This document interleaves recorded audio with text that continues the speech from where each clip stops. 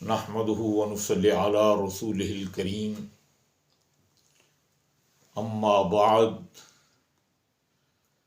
فاعوذ بالله من الشیطان الرجیم بسم اللہ الرحمن الرحیم ان بعض الظن اسم صدق اللہ العظیم۔ میرے واجب الاحترام، میرے معزز بھائیوں، عزیزان من دوستو، آج میں آپ کے سامنے ایک اہم ترین موضوع پر بات کروں گا۔ بات تھوڑی سی لمبی ہو جائے گی، لیکن انشاءاللہ ثم انشاءاللہ آپ سب کو وہ بات فائدہ دے گی۔ اللہ تعالیٰ قرآن کریم میں فرماتے ہیں کہ اے مسلمانوں، ان بعض الظن اسم، بعض گمان کرنا کسی پر گناہ ہے، اور ایک دوسرے مومنوں کی کھوج کے اندر نہ لگے رہا کرو، بلکہ فرمایا نبی کریم صلی اللہ علیہ وسلم نے کہ من ستر مسلمن سترہ اللہ یوم القیامہ، کہ جو آدمی مسلمان کی پردہ پوشی کرے گا گناہوں پر، اللہ قیامت کے دن اس کی پردہ پوشی فرمائیں گے۔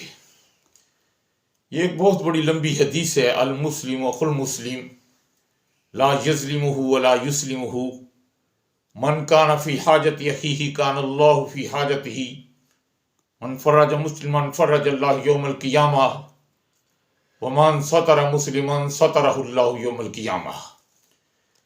قال نبی صلی اللہ علیہ وسلم، فرمایا کہ سب سے پہلے کہ مسلمان آپس کے اندر بھائی بھائی ہیں، مسلمان اپنے بھائیوں پر ظلم نہیں کرتے، مسلمان اپنے بھائیوں کو ظالموں کے سپرد نہیں کرتے، مسلمان جب تک اپنے بھائیوں کی ضرورتوں میں لگے رہتے ہیں اللہ ان کی ضرورتوں میں لگے رہتے ہیں۔ جو مسلمان کسی دوسرے مسلمان کو ذہنی سکون دے گا، اللہ جل شانہ کا وعدہ ہے کہ میں قیامت کے دن اس کو ذہنی سکون دوں گا، اور جو مسلمانوں کے گناہوں پر پردہ پوشی کرے گا تو فرمایا نبی کریم صلی اللہ علیہ وسلم نے اللہ قیامت کے دن اس کے گناہوں پر پردہ پوشی فرمائیں گے۔ آج کا جو عظیم ایک بڑا موضوع چل رہا ہے طلاق کے حوالے سے، تو اس پر ایک میں بات کر دوں۔ نبی کریم صلی اللہ علیہ وسلم کے پاس ابو سفیان آئے، ابھی تک وہ ایمان نہیں لے کر آئے تھے۔ حضرت امیر معاویہ رضی اللہ تعالیٰ عنہ کے والد اور معاویہ کی بہن ام حبیبہ جو نبی کے نکاح میں آئی، ام المومنین کے والد، مکہ سے مدینہ آئے تو نبی صلی اللہ علیہ وسلم نے دیکھا کہ ام حبیبہ نے ان کے نیچے سے جو بستر تھا اس کو اکٹھا کر کے رکھ دیا، اور بیٹھنے لگے تو کہنے لگی کہ پاک محمد کے بستر پر ناپاک والد، مشرک والد نہیں بیٹھ سکتا۔ جب نبی کریم صلی اللہ علیہ وسلم گھر میں آئے، دیکھا تو ابو سفیان کے نیچے سے بستر اکٹھا کیا ہوا ہے، تو جس کو قرآن کہتا ہے یا ایھا المدثر، یا ایھا المزمل، کمبلی اوڑھ کے چلنے والے پیغمبر، چادر اوڑھنے والے پیغمبر، وہی چادر نبی کریم صلی اللہ علیہ وسلم نے اپنی اتاری اور ابو سفیان کے نیچے بچھا دی، اور فرمایا اجلس معنا، میرے ساتھ یہاں پر بیٹھ جائیں۔ اور حضور صلی اللہ علیہ وسلم نے ام حبیبہ سے فرمایا کہ اے حبیبہ، انزل الناس منازلہم، ہر آدمی کو اس کے رتبے کے مطابق عزت دو، یہ سردار ہے اگرچہ کافروں کا کیوں نہیں۔ تو آج میرے عزیزان من بھائیوں، شرعاً ویسے جو طلاق کی اقسام ہیں وہ 4 ہیں۔ ایک کو کہتے ہیں طلاق بینہ، ایک کو کہتے ہیں طلاق رجعی، ایک کو کہتے ہیں طلاق سنن، ایک کو کہتے ہیں طلاق بدعت یا طلاق مغلظہ۔ طلاق رجعی اس کو کہتے ہیں کہ آدمی اپنی بیوی کو ایک طہر کے اندر ایک طلاق دے دے کہ میں نے تجھے طلاق دی۔ طہر کہتے ہیں پاکی کے ایام میں۔ کیوں کہ حیض کے ایام میں فطری طور انسان عورت سے دور ہوتا ہے، تو پاکی کے دنوں میں قریب ہوتا ہے، تاکہ ان ایام کو دیکھ کر کہ طہر کے دنوں میں، پاکی کے دنوں میں آدمی اپنی بیوی کو ایک طلاق دے دے. اس کو کہتے ہیں طلاق رجی. یعنی اگر پھر رجوع کر لے تو میاں اپنی بیوی کی طرف دوبارہ رجوع کر سکتا ہے، جا سکتا ہے، وہ اسی کی بیوی ہے اور وہ اس کا خامد ہے.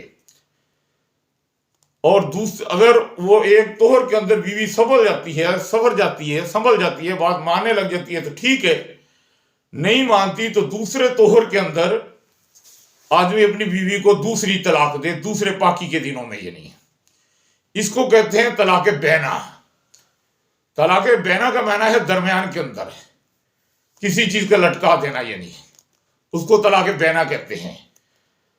اب جو تیسری چیز ہے اس کو کہتے ہیں طلاق سنن، یعنی تیسرے طہر کے اندر بیوی کو اپنی کو طلاق دینا. یہ تو ہوگی طلاق کی 3 قسمیں. اور چوتھی قسم طلاق مغلظہ، کہ ایک ہی وقت میں 3 طلاقیں دے دینا، اس کو طلاق مغلظہ کہتے ہیں. یعنی گندا ترین عمل ہے.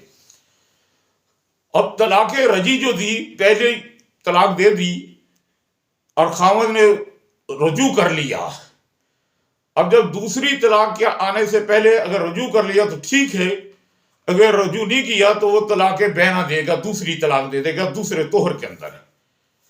اب جب دوسرے طہر کے اندر طلاق دے دی، اب آدمی کے حالات اور بیوی کے حالات آپس کے اندر بہتر ہو گئے تو اس کو تجدید نکاح کے ساتھ، نئے حکمار کے ساتھ آدمی دوبارہ رجوع کر سکتا ہے. کہ عالم دین مولانا صاحب دوبارہ نکاح پڑھائے، حکمار نیا رکھے اور اپنی بیوی کی طرف رجوع کر لے. اور اگر وہ رجوع کے حالات تک نہیں سنبھلتی تو پھر تیسرے طہر کے اندر اس کو طلاق دے دیتا ہے آدمی کہ بھی میں نے تجھے طلاق دے دی تیسری. اب جب تیسری طلاق دے دی تو اس کو کہتے ہیں طلاق سنن، یعنی طلاق تیسری بھی ہو گئی. اب تیسری طلاق کے بعد کوئی باقی صورت باقی نہیں بچ جاتی کہ جو آدمی اپنی بیوی کی طرف رجوع کر سکے. جس طریقے طلاق مغلظہ اکٹھی 3 طلاقیں دے دی تو رجوع نہیں کر سکتا، اسی طریقے طلاق نہیں کر سکتا.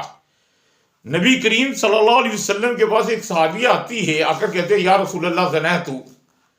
امام الانبیاء چہرہ پھیر لیتے ہیں، دوسری طرف کر لیتے ہیں. پھر کہتی ہے یا رسول اللہ زنیتو. حضور علیہ السلام چہرہ پھیر لیتے ہیں، نہ عمل اس کو سمجھتے ہیں، نہ گوار عمل سمجھتے ہیں. جب تیسری دفعہ کہتے ہیں تو اللہ کے نبی کہتے ہیں اچھا اب جاؤ، اب اپنی عدت پوری کرو، 4 ماہ 10 دن عدت پوری کرو. دیکھتے ہیں اب تمہارے اگر بچہ پیٹ میں ہو تو پھر وضع حمل ضروری ہے کہ جب تک اور وہ بچہ نہیں جن لیتی اور وہ بچہ اتنا کھانے پینے جتنا نہیں ہو جاتا اس وقت تک اس کو شرعی طور پہ سزائے نہیں دی جائے گی. اگر وہ حاملہ نہیں ہوئی تو پھر اس کو شرعاً تیسرے یعنی عدت گزرنے کے بعد اس کو حد جاری کر دی جائے گی. اور حد کے لیے وہی شرطیں ہیں کہ اگر غیر شادی شدہ ہے تو کوڑے مارے جائیں، اگر شادی شدہ ہے تو سنسار کیا جائے. اور نبی کریم صلی اللہ علیہ وسلم نے جب وہ عورت آئی صحابیہ تو اللہ کے پاک پیغمبر امام الانبیاء صلی اللہ علیہ وسلم نے ان سے بڑی باتیں کی بھی تم نے نہیں کیا ہوگا، ایسے نہیں کیا ہوگا، ایسے کیا ہوگا، بھوسو کنار کیا ہوگا، وقت پاس کیا ہوگا، ایسے نہیں کیا ہوگا. آخر جب اس عورت نے کہا نہیں یا رسول اللہ ایسے میرے سے گناہ ہوا جیسے سرمے دانی کے اندر سرمچو تھا، تو پھر حضور علیہ الصلوۃ والسلام نے فرمایا اب اپنا وقت پورا کرو، وضع حمل کرو، پھر اس کے بعد میں محمد سزا دوں گا. یہ ہے طریقہ.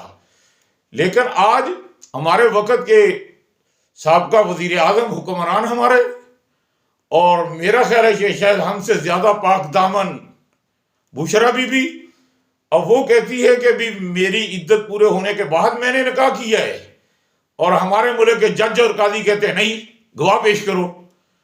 اور شادی کرنے والا آدمی کہتا ہے میں قرآن اٹھاتا ہوں کہ میں نے اس کی عدت سے پہلے، نکاح سے پہلے اس کو دیکھا نہیں. جج اور قاضی کہتے ہیں نہیں قرآن پاک اٹھاؤ. بھی جج اور قاضی نے کیا عورت کی عدت کو دیکھا ہے؟ پھر عورت کی عدت کے مخصوص ایام ہوتے ہیں. بعض عورتوں کو جو طہر کے دن ہوتے ہیں وہ جلدی ہوتے ہیں، بعض کے دیر بعد ہوتے ہیں، بعض کے 2.5-3 مہینے میں اندر 3 طہر پورے ہو جاتے ہیں، اور بعض کے 4 مہینے 10 دن تک چلے جاتے ہیں. اب ہر ایک عورت کا اپنا اپنا مزاج ہوتا ہے، اور اپنا اپنی طبیعت کے موافق ہوتا ہے، نہ کہ شرعی طور پہ ایک ہی ہوتا ہے۔ جب تیسرے طہر کے اندر عورت نے تیسرے حیض کے بعد عورت نے غسل کر لیا، پاک ہو گئی، اب اس کے بعد وہ اپنا نکاح کر سکتی ہے۔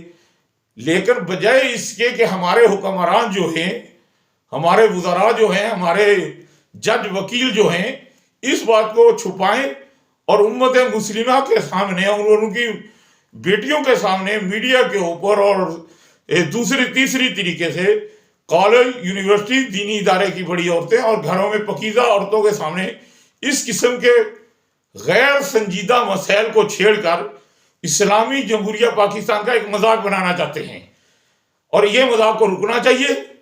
اور اس ویڈیو کو میں آج تک نہیں کہا کہ میری کسی ویڈیو کو لائک کرو، فالو کرو یا آگے بھیجو۔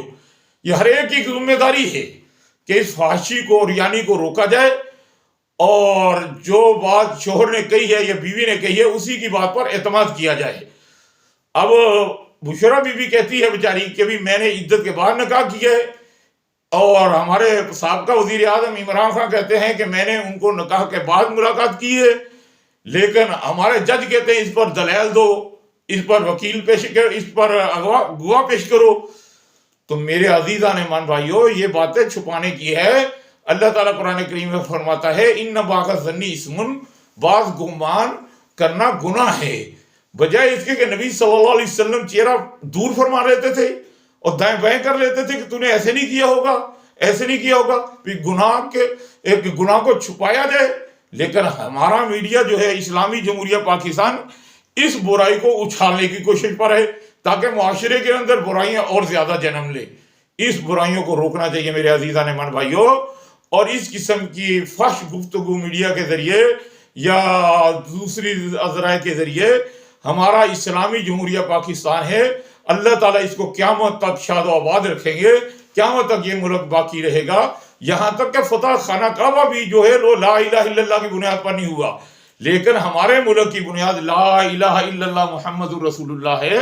تو ہمیں اس لا الہ الا اللہ محمد الرسول اللہ کا پاسداری کرنی چاہیے، اور ہمارے ملک کے اندر اسلامی جمہوریہ پاکستان کی سرحدوں کی اور ان کے مسلمانوں کے ایمانوں کی حفاظت کرنی چاہیے، اور بعض گمان جو گناہ ہیں ان کو چھوڑ دینا چاہیے، اور ہمیں انہی پر بشرا بی بی اور عمران خان کی باتوں پر اعتماد کرنا چاہیے، نہ کہ ان کو قرآن پاک اٹھوانا چاہیے، نہ ان کے لیے گواہوں کی پیشگی اور گواہ لگوانے چاہیے، اور اس جیسے مسائل کو میڈیا کے سامنے، عام لوگوں کے سامنے لانے سے گریز کیا جائے، جیسے نبی صلی اللہ علیہ وسلم نے فرمایا۔ ایک دوسری بات، دوسری چوریوں کے لیے یا دوسرے کاموں کے لیے 2 گواہ، کہیں 3 گواہ، لیکن اس کے لیے جو زنا اتنا بڑا جرم عظیم گناہ ہے، اس کے لیے حدیث کہتی ہے کہ 4 گواہ ہوں، اور 4 گواہ آج تک کوئی پیش کر سکتا ہی نہیں۔ نبی کریم صلی اللہ علیہ وسلم کی زندگی میں 23 سالہ نبوت کے دور حکومت میں کسی نے زنا ثابت نہیں کیا۔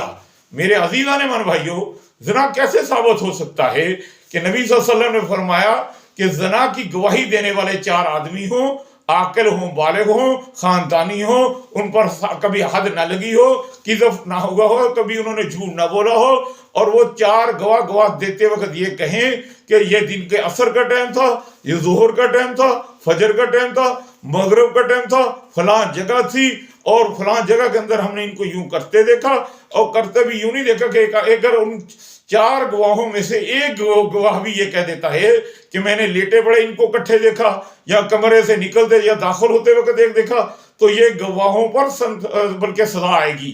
کیوں کہ 4 گواہ اس طریقے گواہی دیں گے کہ جیسے سرمے دانی کے اندر سرمچو تھا، ہم نے ان کو اس وقت اور اس جگہ پر یوں دیکھا اور یہ فلاں دن تھا۔ تو نہ یہ 4 گواہ اکٹھے ہو سکے، نہ اس طریقے دیکھ سکے، نہ حد کی زنا لگ سکے۔ نبی صلی اللہ علیہ وسلم نے اس زنا جیسی تہمت سے بچنے کے لیے حضور علیہ السلام جب بیعت لیتے تھے، سب سے پہلے ازواج نبی اپنی صحابیات سے اور صحابہ سے یہی کہتے تھے کہ تم گواہی دو کہ کسی پر ہم بہتان نہیں لگائیں گے، الزام نہیں لگائیں گے، جھوٹی گواہی نہیں دیں گے۔ تو میرے عزیزان ایمان بھائیو، اس جیسے عظیم مسئلے کو روکنا چاہیے اور امت کو اس کی پاسداری کرنی چاہیے۔ اور یہ مسائل ایسے نہیں ہیں کہ ہم ملک پاکستان کا مذاق بنائیں اور کہ ہمارے پاکستان کے اندر وزیر اعظم جیسے لوگ جو ہے وہ اس قسم کی گھٹیا ہیج قسم کے لوگ ہیں، نہیں، بلکہ ان کو چھپانا چاہیے۔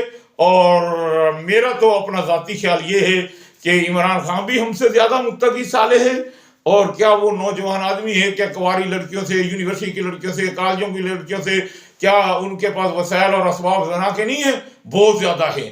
تو اس کے باوجود اس نے ایک متعلقہ عورت سے شادی کی ہے۔ تو اور جو بشرا بی بی ہے وہ بھی میرا تو خیال ہے، میں اپنی بات ذاتی کہہ رہا ہوں کہ تقوی میں، پرہیزگاری میں میرے سے تو کوئی گناہ زیادہ ہوں گی۔ دعا ہے اللہ تعالیٰ جل شانہ ان کی عزتوں کی بھی حفاظت فرمائے، ہماری عزتوں کی بھی حفاظت فرمائے۔ اور یہ ویڈیو بلاگ تھوڑا سا لمبا ہو گیا ہے، لیکن ہر بندے کی یہ ذمہ داری ہے کہ اپنے اپنے دوستوں کو، اور میں نے آج تک نہیں کہتا کہ اس بلاگ کو آگے بھیجو یا نہیں، لیکن اس کو اتنا پھیلاؤ کہ پورے ملک پاکستان کے غیر سنجیدہ لوگوں تک بھی یہ ویڈیو جائے اور ان کو بھی یہ سمجھ آئے کہ ان بعض الظن اسم، کہ وہ نہ ہو کہ اگر انہوں نے گناہ کیا بھی ہے تو توبہ کر لیں اور وہ ان کے توبہ سے اللہ ان کے گناہوں کو معاف فرما دیں، اور ہم ان کی غیبت، چغلی، بہتان، الزام نے اپنے اعمال صالحہ کو ہمارے بد میں ڈالتے رہیں۔ وآخر دعوانا ان الحمد للہ رب العالمین۔